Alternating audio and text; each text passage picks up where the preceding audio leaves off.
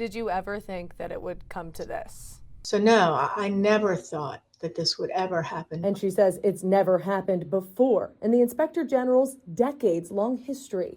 Today, IG Isabel Cumming filing a first-of-its-kind lawsuit, suing the city over access to documents she says are critical to her investigations into waste, fraud, and abuse within city government. We've done our job, and now in order to continue to do so, we had to bring a lawsuit.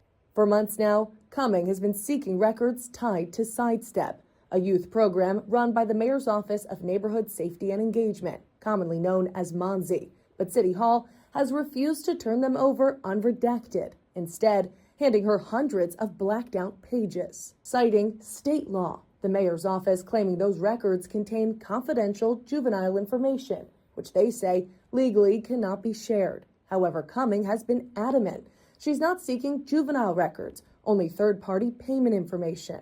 All of the records that we have requested were financial documents. When pressed on the discrepancy last week, Mayor Scott doubling down. Well, you're saying that she's hiding juvenile. We've told you the truth, Rebecca. That's it. Anything else is not the truth. Next. That standstill leading to the lawsuit, which ultimately asks a judge to decide whether City Hall can limit what its own watchdog is allowed to see.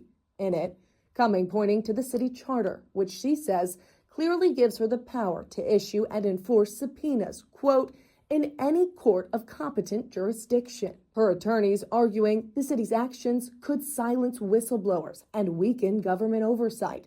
Echoing those concerns. So it is not only peculiar, it is mind-numbing that the Inspector General would have to ask a circuit court to simply allow her to do her job. Legal expert Jeremy Eldridge, who has no relation to the case, weighing in. And if the entities that are being investigated don't have to comply with subpoenas and can hide behind an office of law, then we will never have any transparency whatsoever, and the Inspector General's job then becomes pointless. Eldridge anticipating a judge will side with the IG, noting the ruling could reshape government oversight not just in Baltimore, but across the state.